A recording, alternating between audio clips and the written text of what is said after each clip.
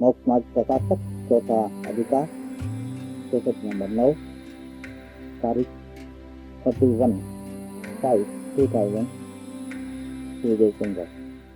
नमो अर्यंताणम नमो सिद्धाणम नमो आयर्याणम नमो उवज्जायाणम नमो लोये सवसावणम नमो समय साराय स्वानुभूत्या चकास्ते चित्त स्वभावाय भावाय सर्वभावांतरचिले।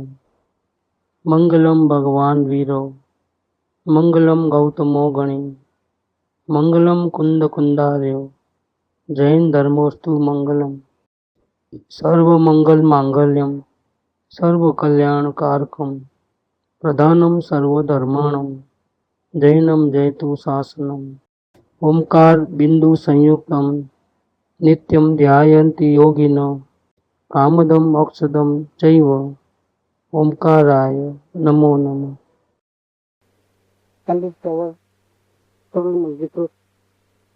श्री मोक्ष मार्ग प्रकाशक, जिसका चौथा अधिकार, मिथ्या दर्शन, मिथ्या ज्ञान और मिथ्या चारित्र का विशेष विवरण। इसमें 7 तत्वों के बारे में संसारी जीव को उल्टा प्रदान होता है और यथार्थ प्रदान होता है, उसकी बात चली। और 7 तत्वों के विशेष में जो आश्रय अधिकार है, उसके 2 पहलू है, एक पुण्य आश्रय, एक पाप आश्रय। तो पुण्य और पाप के बारे में भी संसारी मिथ्यादर्शी जीव का उल्टा प्रदान है, इसकी बात अभी चल रही है। तथा ये पुण्य और पाप है तो इन्हीं के विशेष हैं, इनके आश्रय तत्वों पे। और इन पुण्य पाप की एक जाति है। कैसे एक जाति है? पाप मिले तो दूसरे को दुख देना और पुण्य मिले तो दूसरे को सुख देना, तो दोनों एक कैसे हो गए? दोनों उल्टा सीधा दिखता है। रिवर्स, एक सुन देना, एक में त्याग कर देना, दान दे देना। तो प्रवृत्ति बिल्कुल उल्टी है कि जाति एक कैसे हो गई? जाति एक है। ऐसे कि पाप करोगे तो भी बंधन होगा, लेकिन हल्की गति का होगा, बुरी गति का होगा। या पुण्य होगा तो भी मुक्ति नहीं होने वाली, उनमें से भी बंधन ही होता है। बंधन की दृष्टि से देखे जाए तो दोनों की जाति एक है। क्रिया और भावों को देखे तो दोनों अपोजिट है, एक शुभ है, एक अशुभ है, एक पुण्य है, एक पाप है। लेकिन जाति की दृष्टि से देखे जाए, बंधन की अपेक्षा से देखा जाए तो जैसे पाप करते हुए भी बंधन होता है, उसी प्रकार से पुण्य करते हुए भी जीव को बंधन होता है, मुक्ति नहीं होती है। तथापि मिथ्या दर्शन के कारण अपना स्वरूप को पता नहीं है, सत्य का सिद्धांत सही नहीं है, इसीलिए जीव पुण्य को तो भला जानता है और पाप को बुरा जानता है। तो सबसे बड़ी गलती हो गई। इसीलिए जो प्रैक्टिकल शुरुआत करते हैं, प्रयोग करते हैं, अभ्यास, उसमें क्रोध को हटाने का नहीं बोलते हैं, क्योंकि वो बुरा नहीं है। भक्ति होवे तो खुशी होने का नहीं बोलते हैं, क्यों? वो अच्छी नहीं है। जैसे भी चलना मारे, हमारा काम लेवल क्या है? क्रोध हो तो हटाना ऐसा नहीं है, भक्ति है तो ज्यादा करना ऐसा भी नहीं है। इन दोनों के भावों को देखना मात्र है, फिर अवलोकन है। अगर ऐसा नहीं रहा और क्रोध का पश्चाताप करो तो इसका मतलब क्रोध को बुरा माना है, क्रोध को हटाना है, क्रोध को आने नहीं देना है, इसका मतलब क्रोध से द्वेष हो गया है, इसको बुरा समझते हैं। वो कार्य अवलोकन का नहीं है, तो गलती हो जाती है यहाँ पर। इसीलिए सिर्फ जानने देखने को बोला है, हटाने करने को, पश्चाताप करने को, दोबारा नहीं करूंगा ऐसा प्लानिंग करने को नहीं बोला है, तो उसमें तो गलती हो जाएगी अभी। तथापि मिथ्या दर्शन से ये जीव पुण्य को भला जानता है और पाप को बुरा जानता है। पुण्य से अपनी इच्छा के अनुसार किंचित कार्य बने, इसको भला जानता है। संसार में महापुण्यशाली होंगे तो भी कुछ तो कसर हो जाएगी, कुछ कसर रह जाएगी। मतलब क्या? तो ऐसा नहीं है कि पुण्य अच्छा है तो पूरी की पूरी इच्छा सफल हो जाएगी। कितने भी पूरे पुण्य जबरदस्त है तो भी कुछ इच्छाएं तो अधूरी रह ही जाती है, सब के साथ सफलता मिलती ही नहीं है। इसलिए पूर्व पुण्य के कारण अपनी इच्छा अनुसार किंचित कार्य बने, कुछ सफलता हासिल हुई, इसको तो भला जानता है, और पाप के इच्छा अनुसार कार्य नहीं बने उसको तो बुरा जानता है। परंतु दोनों ही, पुण्य करो चाहे पाप करे, दोनों ही अकुलता के कारण है। दोनों में करना और नहीं करना आता है। ये पाप में किसी को दुख देना आता है, तो पुण्य में क्या होता है? पुण्य में दूसरों का भला करना आता है, कुछ करना तो करता है। और धर्म की लाइन क्या है? करे वही मौत है। इस जानना मात्र रहता है, जानने में शांति है, करने में शांति नहीं है। तो दोनों ही, पुण्य हो चाहे पाप हो, दोनों ही अकुलता के कारण है। इसीलिए परस्पर वो विरुद्ध है। पुण्य और पाप अपोजिट वर्ड है, अपोजिट क्रिया है। लेकिन धार्मिक दृष्टि से देखा जाए तो दोनों आकुलता के कारण है। इसीलिए आत्मा को अशांति देते हैं, आत्मा को शांति नहीं मिलती है। इसीलिए आत्मा के लिए वो कैसे है? बुरे ही है। पाप भी अशांति का कारण है और पुण्य भी अशांति का कारण है। पाप भी गति का कारण है, संसार का, बंधन का, और पुण्य भी बंधन का ही कारण है। इसीलिए दोनों को एक समझना, पुण्य को अच्छा समझना और पाप को बुरा समझना, ऐसी जो मान्यता है वो गलती है। तथा यह अपनी मान्यता से वहाँ सुख दुख मानता है। परमार्थ से जहाँ अकुलता है वहाँ दुखी है, पुण्य है, पुण्य का साथ माटे तो सुखी मानता है, और पाप का उदय है तो अपने को दुखी मानता है। असल में सुख दुख का ये कारण नहीं है।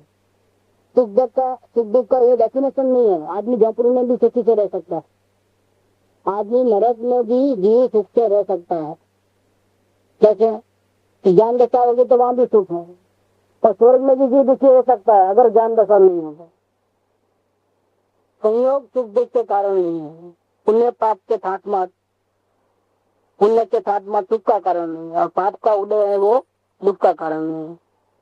लेकिन ये जीव सही श्रद्धा नहीं होने के कारण अपनी मान्यता से वहाँ सुख दुख मानता है।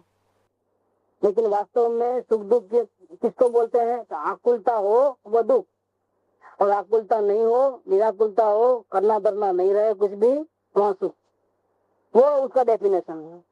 इसीलिए पुण्य और पाप के उदय को भला बुरा जानना वो तो भ्रम ही है। पुण्य के उदय में खुशी नहीं मनाना। अपनी नहीं चले तो दुखी होने की जरूरत नहीं है। अपनी नहीं चले संसार के अंदर, और चले तो खुशी होने की जरूरत नहीं है, और नहीं चले तो दुखी होने की जरूरत। संसार का स्वरूप ही ऐसा है, कोई अपने अधीन नहीं है। नहीं चले, पाप का उदय हो तो दुखी नहीं होना, उसको भी जानना मात्र रखना। और पुण्य का उदय होवे, सब जगह अपनी इच्छा अनुसार चले तो खुशी होने का कोई कारण नहीं है।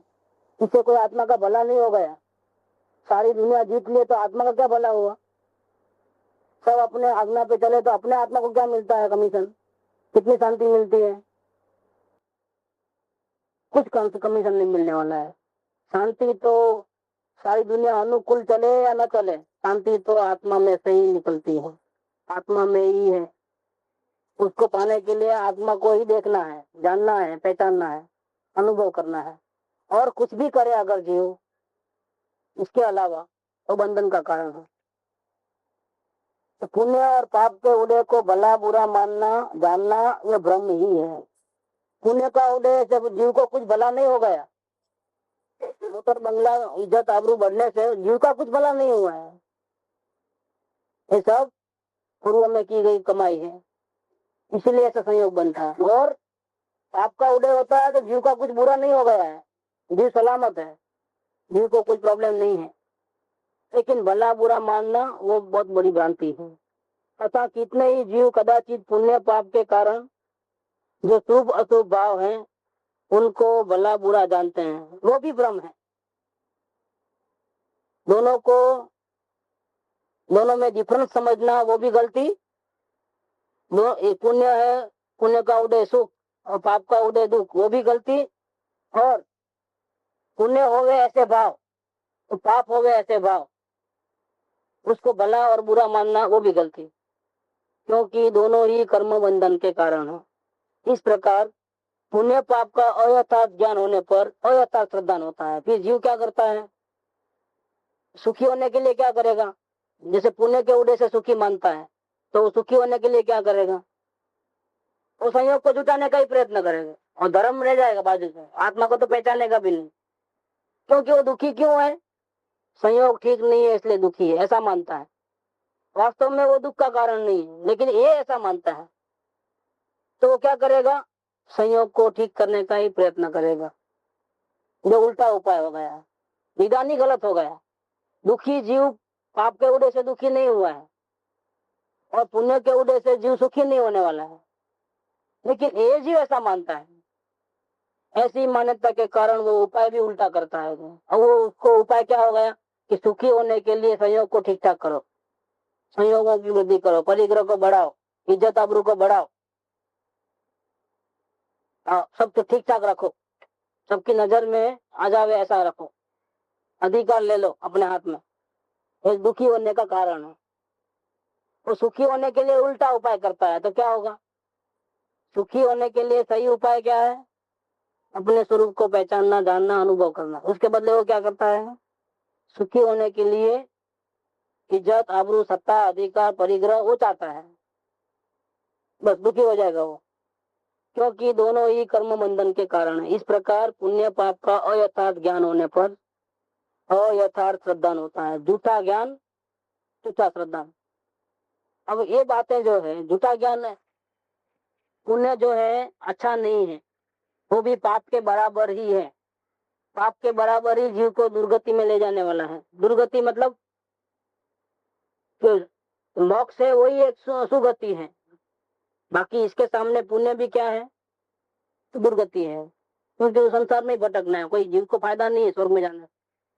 जीव तो उल्टा दुखी हो जाता है कि उतना टाइम वहां से कैसे निकालेगा।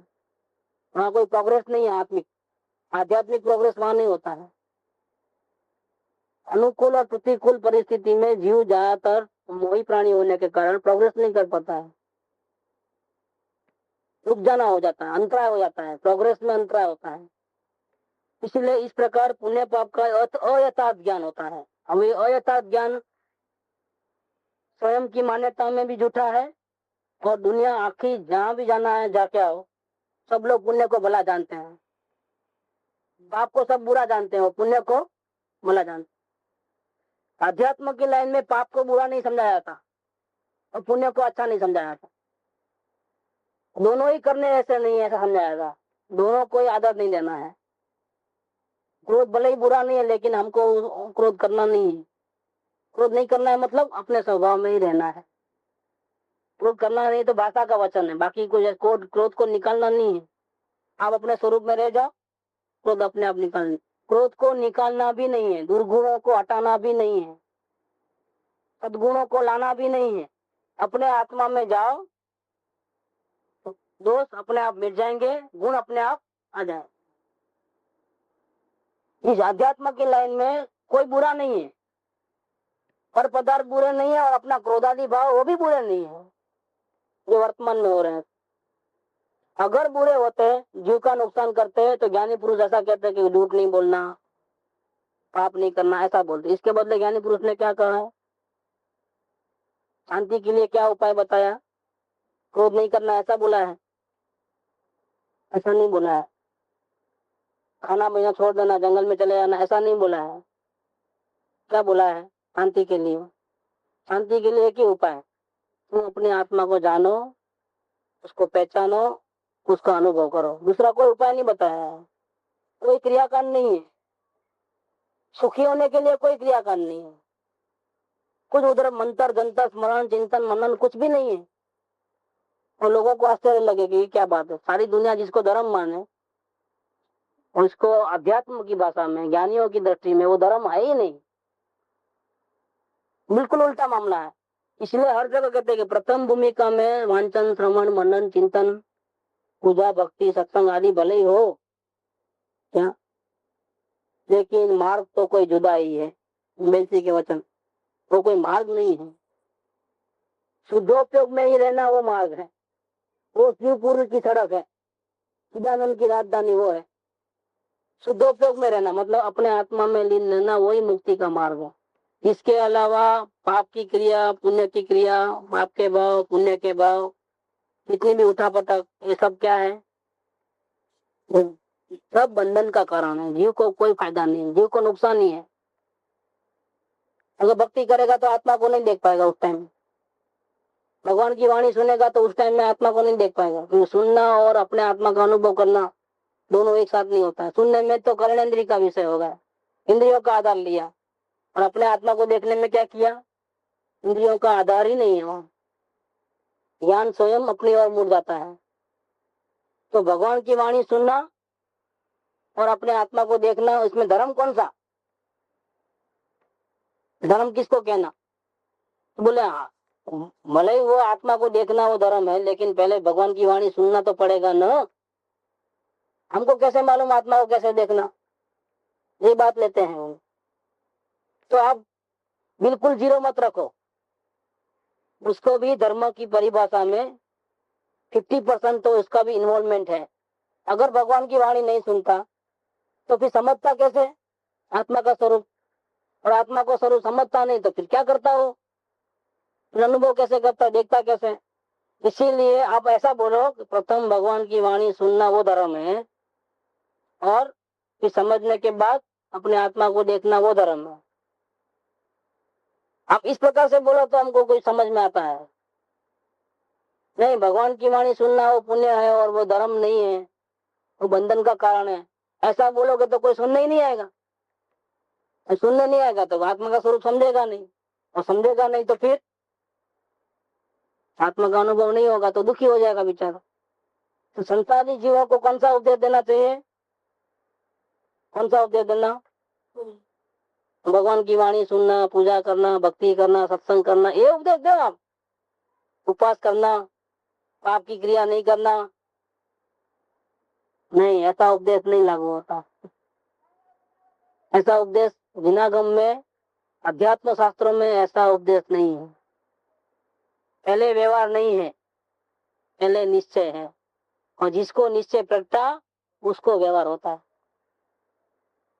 क्या अध्यात्म शास्त्र में धर्म के शांति के लिए पूजा करने को, सत्संग करने को नहीं बोला है, समझ लेना। शांति के लिए नहीं, शांति का रास्ता जानने के लिए सत्संग है, शांति के लिए नहीं है। भगवान के पास क्यों जाना? शांति का रास्ता क्या है वो समझने के लिए जाना है। भगवान की वाणी क्यों सुनना? शांति के लिए नहीं, शांति क्या चीज है, कैसे मिलती है वो समझने के लिए जाना। समझना एक बात है और पाना, इसलिए कभी भी पूछो शांति के लिए क्या करना, तो क्या बोलेंगे ज्ञानी पुरुष? क्या बोलेंगे? एक ही बात कि पहले तुम इधर आओ, भगवान के पास समझो, बाद में तुम समझने के बाद आत्मा को देखना। ऐसा नहीं कि लंबा चौड़ा नहीं। प्रश्न क्या है? शांति को कैसे पाना, शांति कैसे मिलती है वो प्रश्न नहीं है। अगर कैसे मिलती है वो प्रश्न होता तो क्या बोलते हैं? शांति कैसे हासिल की जाए वो प्रश्न अगर होता तो भैया जिसको शांति प्राप्त है उसके पास जाकर के उसका स्वरूप समझो, अशांति कैसे होती है वो भी समझे, फिर डिसीजन लो स्वयं। प्रश्न क्या है? अब प्रश्न है शांति कैसे मिले, और क्या जवाब देंगे? धर्म कैसे होवे, शांति कैसे मिले या धर्म कैसे होवे, या फिर दूसरा बोलो ना, मुक्ति कैसे होवे। सब एक ही बात है। मुक्ति कैसे होवे, जन्म मरण से कैसे छूटे, शांति कैसे मिले, अशांति कैसे दूर हो, आत्मा का अनुभव कैसे हो, सबका एक ही बात। प्रश्न कौन सा भी आवे, धर्म कैसे करना, धर्म के लिए क्या करना, तो फिर वहां सत्संग की बात नहीं आएगी, वहां पूजा भक्ति की बात नहीं आएगी, व्यवहार की कोई बात वहां नहीं चलेगी। वहां तो क्या बताएंगे? आत्मा को जानना, पहचानना, अनुभव करना, वही धर्म है। दंसन मूलो धम्मो, चारित्र खलु धम्मो, बस यही बात निकलेगी। सम्यक दर्शन, सम्यक ज्ञान, सम्यक चारित्र, यही मोक्ष मार्ग है। पूजा करना, भक्ति करना, सत्संग करना, शास्त्र पढ़ना, चिंतन करना, मनन करना, गुरु की बात याद रखना, धर्म नहीं है। जुड़ा उल्टा सुलटा होगा, बिल्कुल समझना पड़ेगा पुण्य और पाप के स्वरूप को। ये सारी दुनिया को ये बातें उल्टी लगेगी, क्या बात है, पूजा भी नहीं करना, भक्ति भी नहीं करना, गुरु की बात नहीं सुनना, स्मरण नहीं करना, चिंतन नहीं करना, तो फिर क्या करना? फिर आप लोग क्यों जाते हो सोनगढ़? ऐसा बोलते थे लोग, जब गुरु गुरु तो निमित्त है, वो तो कुछ करता नहीं, फिर आप जाते क्यों हो गुरु के पास? गुरु थोड़ा देने वाले हैं, आप खुद बोलते हो, आपके गुरु भी बोलते हैं निमित्त से कार्य होता नहीं, कार्य तो उपादान से ही होता है। गुरु किसी को देते नहीं, आशीर्वाद भी नहीं देते। क्या किसी को दुख से दूर नहीं करते, किसी को सुखी नहीं कर सकते, किसी को मोक्ष में नहीं ले जा सकते, किसी को जबरदस्ती समझा नहीं सकते, फिर जाते क्यों हो गुरु के पास? एक सवाल आता था बार बार, हम लोग छोटे थे तब शुरुआत में, तो जवाब क्या मिलता था कि हमारे को एक गुस्सा आ गया है। क्या गुस्सा हो गया है? कि कुछ करेंगे तो होगा, किसी की हेल्प होगी तो ही हम आगे बढ़ेंगे, हम अकेले कुछ नहीं कर सकते। हमारे मगज में जो घुसा है कि निमित्त से भी कुछ होता है, गुरु से भी कुछ होता है, भगवान की पूजा भक्ति करने से कुछ होता है, उपवास आदि करने से कुछ होता है, और क्रोधादि भाव नहीं करने से भी कुछ फायदा होता है। ये जो गुस्सा है वो निकालने के लिए, सही समझ लेने के लिए हम गुरु के पास जाते हैं। गुरु के पास जाते हैं वो रखने के लिए नहीं कि निमित्त से कुछ होता है, वो उसके लिए हम गुरु के पास नहीं जाते हैं। निमित्त से कुछ भी नहीं होता है, 100% नहीं होता है, ये बात समझने के लिए ही हम गुरु के पास जाते हैं। देखो ऐसी बात निकाल दो, वाद विवाद चलता था। तो ये सब पुण्य और पाप तत्वों की गलती है। सारी दुनिया एक बाजू, और जिनेन्द्र का जो धर्म है, वितराग धर्म है, वो एक बाजू। भले आजकल आपके उदय से जिनेन्द्र की वाणी को समझने वाले, उसको आचरण करने वाले भले थोड़े हो संख्या के अंदर, या जगत में घूमने निकलोगे तो संसारी अज्ञानी जीव ज्यादा निकलेंगे, जिनको भगवान की वाणी पसंद नहीं है, भगवान की वाणी सुनना चाहते नहीं है, वो आत्मा की बात सुनना नहीं चाहते हैं। उनको तो मानव सेवा, भलाई, पुण्य करो, कुछ क्रिया करो, त्याग पचकान हो, वो बात पसंद है। आत्मा को जानना, देखना, पहचानना, वो तो जबरदस्ती करते ही नहीं है, वो तो साइड पे रह गया। इवन जैन लोगों को कुछ पता नहीं है आत्मधर्म क्या चीज है, शांति कैसे हो, तो क्रियाकांड में पड़ गए पूरे, कोई शास्त्र पढ़ने में पड़ गए, कोई क्रियाकांड में पड़ गए। त्याग तो होना ही चाहिए, त्याग नहीं करोगे तो कैसे? क्या आपने समझा क्या? तो समय सर में एक गाथा है इसकी कि पचकान किसको बोलते हैं? प्रत्याख्यान, जिसको त्याग, त्याग माने प्रत्याख्यान, ज्ञान ही प्रत्याख्यान है। वो कुलकुणाचार्य ने गाथा लिखी उसका, प्रत्याख्यान करना है, गलती को सुधारना है तो क्या करना? कुछ करने धरने की जरूरत नहीं है, जानना, ज्ञान मन ले जानना, बस वही प्रत्याख्यान। कैसे? दृष्टांत दिया वहां पर कि जैसे धोबी के वहां कपड़े दिए थे, चादर अपनी धोने के लिए, तो धोबी जब चादर लेके आया तो ओढ़ के सो गया। अभी सोया नहीं था, इतने में धोबी दोबारा आया, तो वो चादर आपकी नहीं है, गलती से मैंने ले दी, वापिस करो। नहीं नहीं मेरी है, नहीं देखो लेबल, आपका बिल नंबर, वो जो चिट्ठी है वो देखो, दोनों का कलर, दूसरे का भी कलर ऐसा है, इसलिए गलती से मैंने ले दिया, आप चेक करो, लेकिन ये चादर आपकी नहीं है, आपकी चादर यह मिलाया हो, देखो ये नंबर देखो, बिल नंबर देखो। वो चेक करता है तो क्या करता है? चेक करके सही मालूम हुआ धोबी की बात सही है तो क्या करेगा? अब देगा कि नहीं देगा चादर? तो त्याग किया, चादर का त्याग किया ना। कैसे किया? इसमें कारण क्या है? ज्ञान। ज्ञान में उसने समझ ली कि ये चीज मेरी नहीं है। क्या हुआ? फौरन निकाल के दे देता है। ऐसे ज्ञान करना वही त्याग है। त्याग करने के लिए खाना पीना छोड़ना, सूखा सूखा खाना, मिठाई नहीं खाना, ये नहीं खाना, वो त्याग नहीं है। घर बार छोड़ देना वो कोई त्याग नहीं है। त्याग करना माने जानना, समझना, अपना हित किस में है, अपना हित किस में है, वो समझना, उसका नाम त्याग है। तो ज्ञान ही प्रत्याख्यान है, ऐसा आचार्य देव ने समय सर में कहा, दृष्टांत देकर के समझाया। व्रत पचकान वो बाहर में जो करते हैं वो करने की जरूरत नहीं है। सुखी होने के लिए, प्रत्याख्यान करने के लिए, प्रतिक्रमण करने के लिए वो विधि है ही नहीं। प्रतिक्रमण, प्रत्याख्यान, आलोचना, जो भी कहना है, पूजा भक्ति, उसका एक ही आंसर है। कैसे करना पूजा? अपने भगवान को ही देखता, उसका नाम पूजा।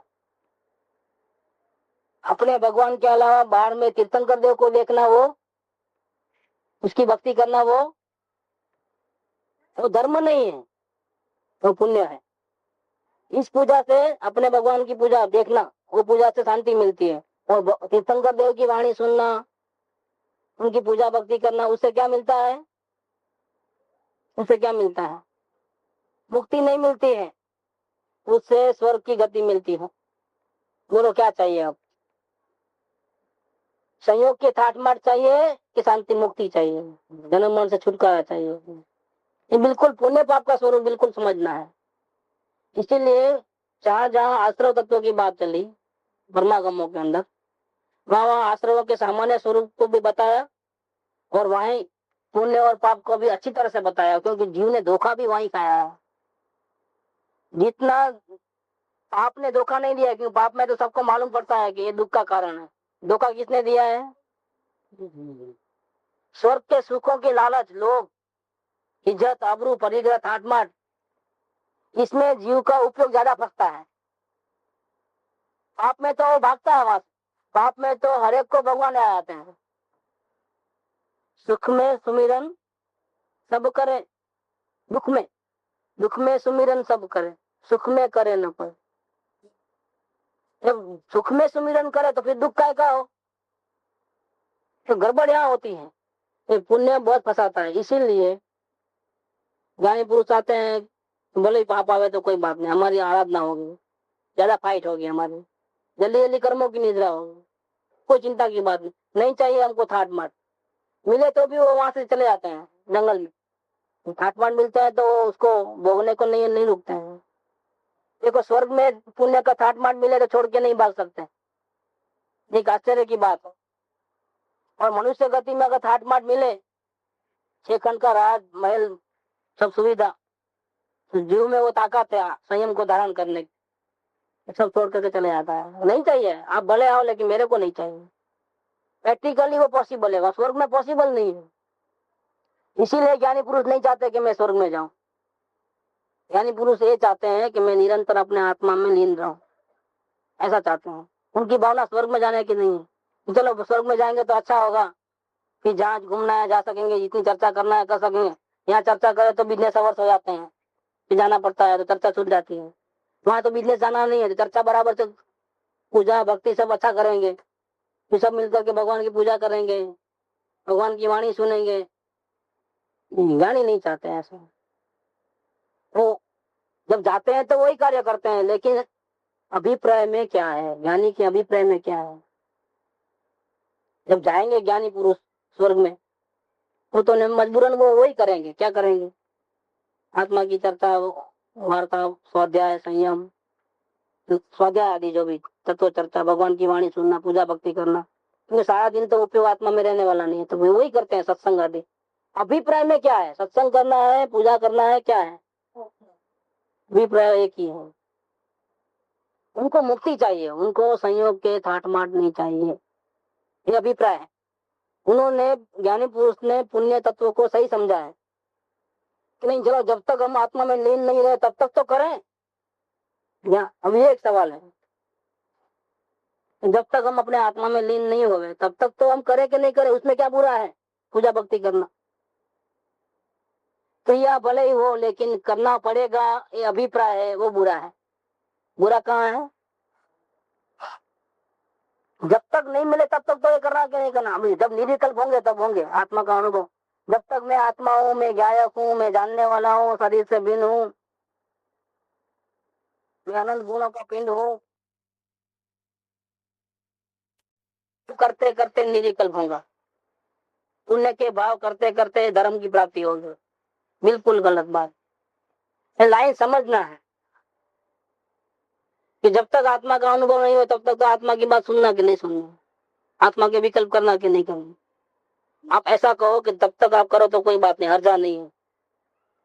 मतलब जब तक धर्म नहीं हो तब तक आप पुण्य कर सकते हो, ऐसा उपदेश जिनेंद्र भगवान का नहीं है। हाँ, तो अभिप्राय की गलती हुई। आचरण में होगा तो कोई बात नहीं है, कोई परवाह की बात नहीं है, लेकिन तब तक तो करना ही पड़ेगा। ये तकलीफ, यहाँ तकलीफ हो गई। हम संसारी गृहस्थी जीव हैं, जब हमारी साधना आगे बढ़ेगी, जब छठवां सातवां गुणस्थान आएगा तब तो हम घर बार छोड़ देंगे, लेकिन अभी तो हमको संसार में हर चीज की जरूरत पड़ती है, दुकान जाना ही पड़ता है, क्या करें। अब हमको क्यों हैरान करते हो? सारा दिन हम उपयोग अंदर में थोड़ा रखेंगे, तो कुछ हमारी भी जिम्मेदारी है ना कुटुंब परिवार के प्रति, तो वो तो निभाना ही पड़ेगा। ये क्या हो गया?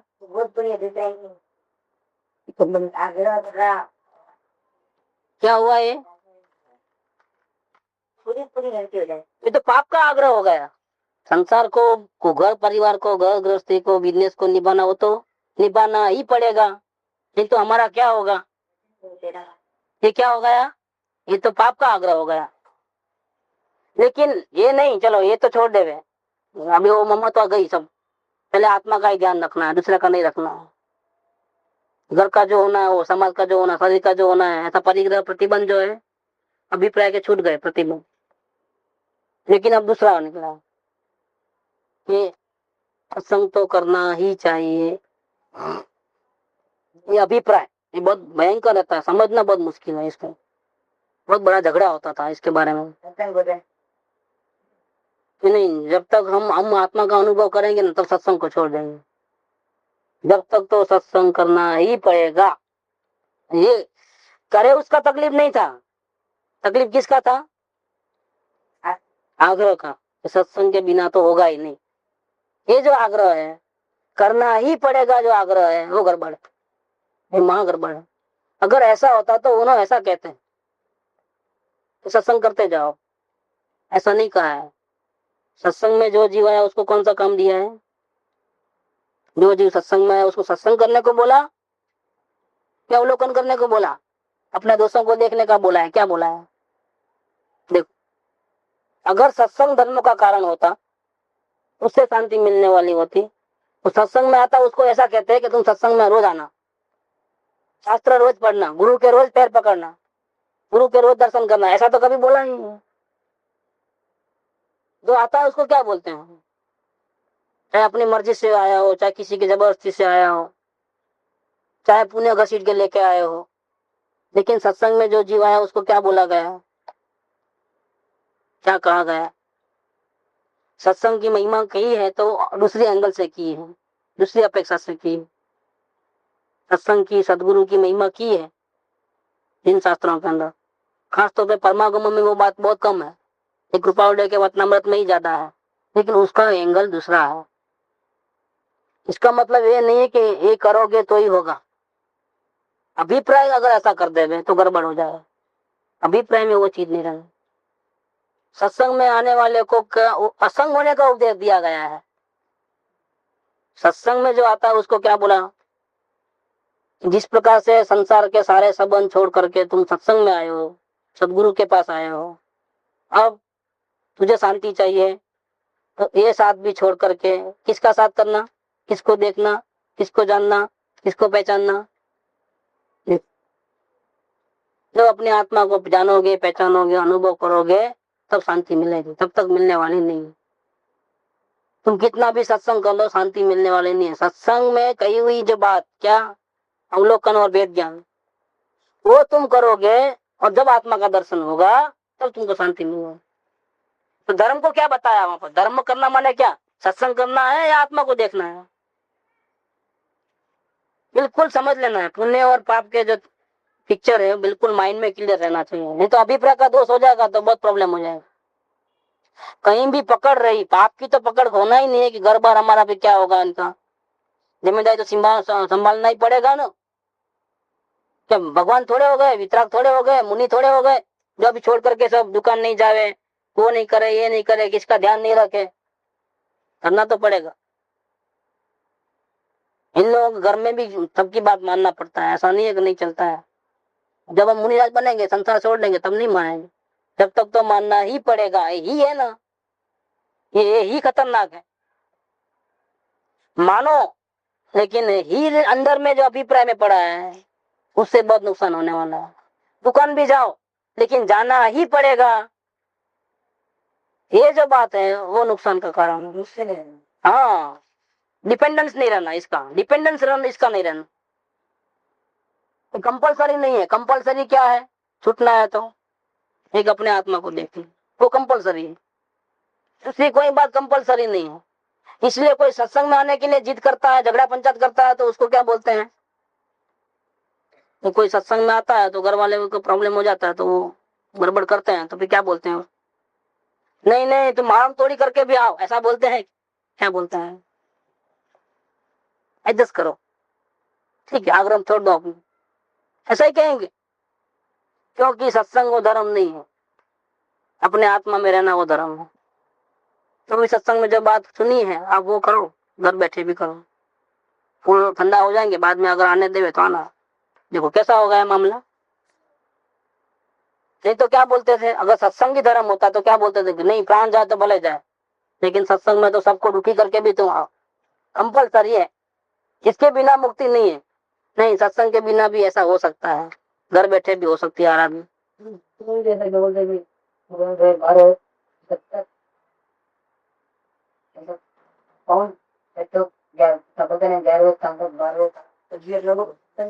वो समझना है, वो दोनों एंगल को समझना है। इसका ये जब कहा कि बाहर में गुणस्थान के अंत समय तक सदगुरु का साथ लेना लेना लेना, ऐसा जो कहते हैं वो व्यवहार की भाषा है।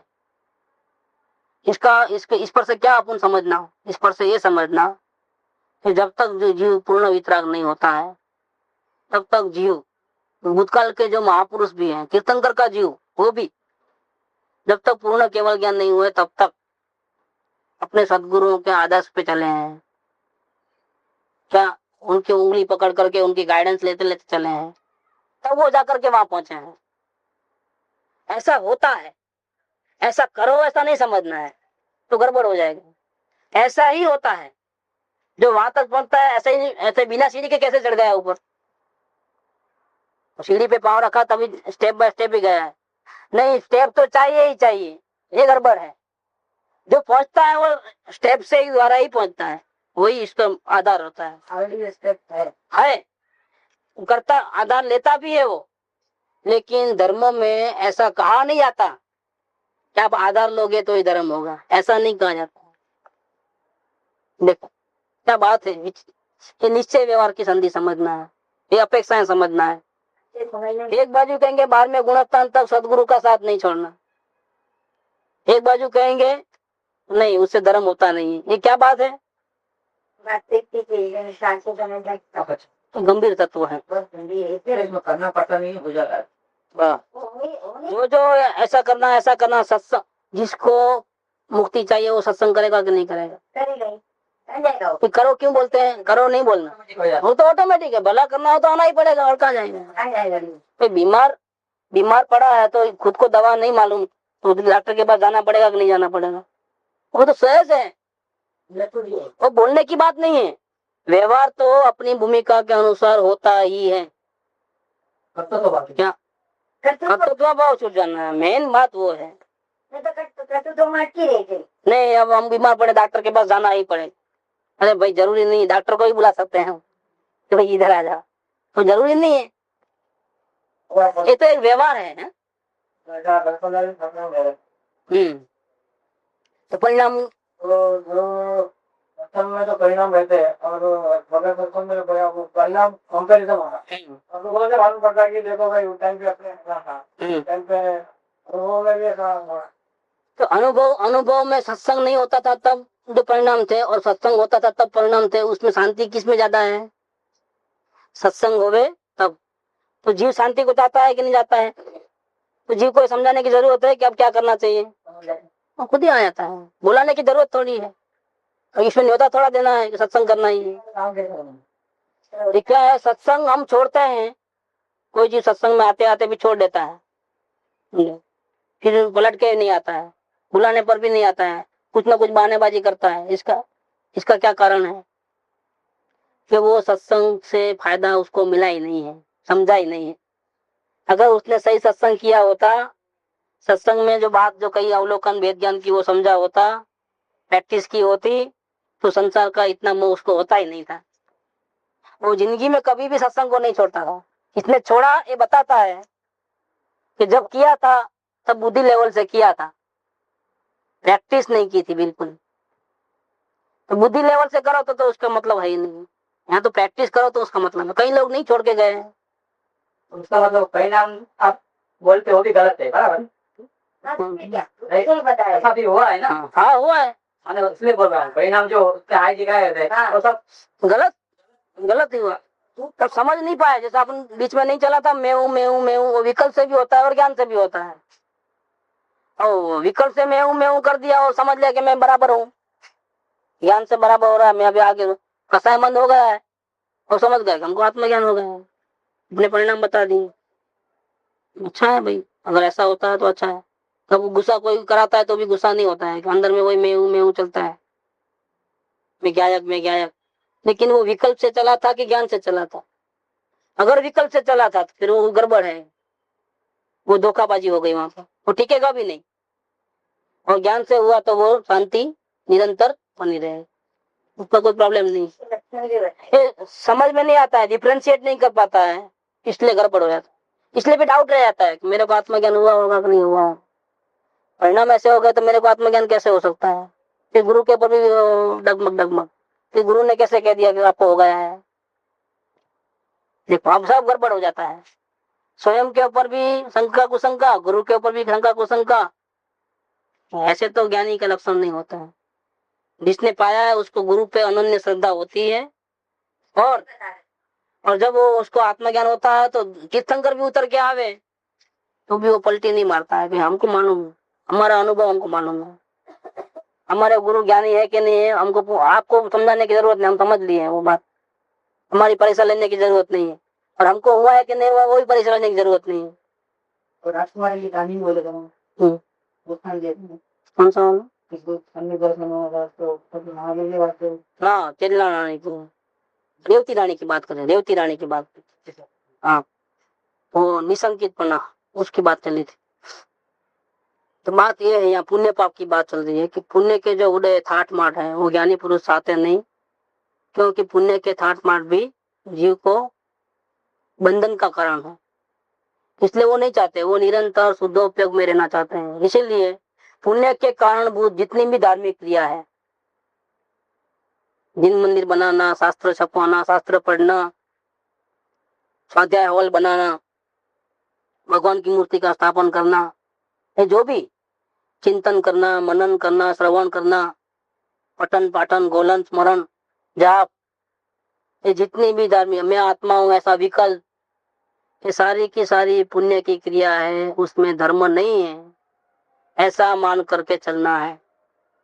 जब जब भी ज्ञानियों ने धर्म की बात, धर्म क्या चीज है वो बोला है, तो एक ही बात, दंसण मूलो धम्मो, ये बात कही है।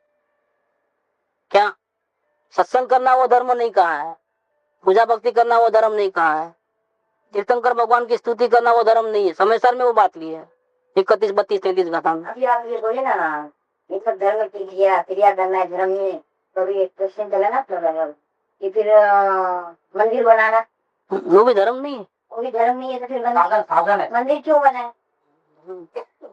वो मनाया ही नहीं है असल में।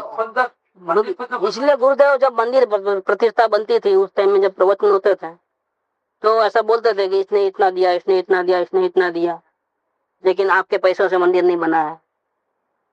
तो मजदूर लोगों ने बनाया है कि नहीं? मजदूर लोगों ने भी नहीं बनाया है, तो कैसे बना है?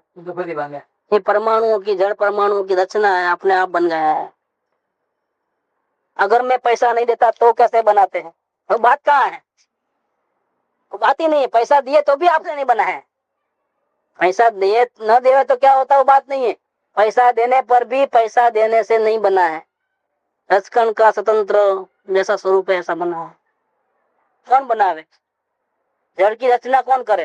जीव अपने सजी का भी कुछ नहीं कर सकता है, तो मंदिर बनाने का काम कैसे कर? भाव करे, भाव किया है उसमें भी, अगर उसको धर्म माना है तो पाप ही किया है। पैसा देकर के मंदिर बने और मेरे को बहुत धर्म होगा ऐसा अगर माना तो बहुत पाप किया है। चलो एक यहाँ बैठ करके सब आत्मा को समझने की कोशिश करेंगे, एक स्थान होगा, क्या लाभ का कारण है, इस प्रकार से समझने के लिए तो ठीक हुआ तो पुण्य है, इसे कोई धर्म होने वाला नहीं है, ऐसा समझ साथ में समझना है। भले ही वो ऐसा व्यवहार हुआ है, ऐसा कार्य हुआ है, लेकिन साथ में वो समझना है कि इससे धर्म होने वाला नहीं है। ये धर्म समझने के लिए है साधन। धर्म तो कैसे होगा? आत्मा में दृष्टि होगी तो धर्म होगा। ऐसा क्लियर समझ करके जो कुछ भी करे बराबर है। और जिसको इस मार्ग की समझ है वो तो ऐसा अपने आप को न्योछावर करेगा। इसलिए आपने कहा ना उसमें धर्म नहीं है, तो फिर हम क्यों कि 25 क्यों लिखा है, 5 ही लिखा है, वो गड़बड़ हो गई वापिस। हाँ तो 25 का 50 कैसे लिखा हूँ, 50 का लाख कैसे लिखा हूँ, वो रहता है। नहीं, आपने ही कहा था इसमें धर्म नहीं है, बस ये समझा नहीं है, ये समझा नहीं है। ये मोक्ष मार्ग की जो वैल्यू है जीरो कर दिया उसने। मन में भी ये भाव है कि मैंने ज्यादा लिखा दिया है, इतना नहीं लिखाना था मेरे को। सब लोगों ने कहाँ लिखा है इतना है, उसने तो इतना लिखा, उसके बाद इतना होने पर भी इतना लिखा है, खत्म गया, ये वैल्यू गई, धर्म की वैल्यू खत्म हो गई। आपने कुछ कंट्रीब्यूशन दिया है तो वितरागता के लिए दिया है, वितरागता की महिमा आपको इसलिए दिया है कि ऐसी बात सुनने को दुनिया में किधर भी नहीं मिलती है। गुरु को मंदिरों के ध्यान देना, अपना नाम छोड़ना, वो तो गलत है, वो तो गलत है। नाम तो वो नाम के लिए करता है तो गलत है। संस्था अगर वो सामने से करती है, आप भले नहीं बोलो, लेकिन संस्था नहीं आपका नाम लिखा है, उसमें कोई तकलीफ नहीं है, उसमें आप गुनहगार नहीं हो। लेकिन आपने आग्रह किया है कि मेरा नाम तो होना ही चाहिए बोर्ड पे, तो गड़बड़ हो गया। बाकी संस्था तो करती है अब हिसाब से। इसका पीछे कारण दूसरा भी रहता है कि ऐसा नाम देख करके दूसरे पढ़ने वाले को भी, किसी को इंटर में भी लिखा हुआ है, मैं भी कुछ योगदान दूं, उसको प्रेरणा मिलती है, प्रभावना प्रेरणा मिलती है, उसको भी ऐसा सत्कार्य करने के लिए प्रेरणा मिलती कि देखो उन्होंने भी लिखा है, उन्होंने भी लिखा है, तो मैं भी थोड़ा बहुत जितना हो इतना मैं भी लिखा हूँ, उसमें प्रेरणा मिली है। क्योंकि अपने आप तो कोई भाव आएंगे नहीं, किसी को देना है तो एक समूह में चलते हैं तो समूह में ही भाव आता है।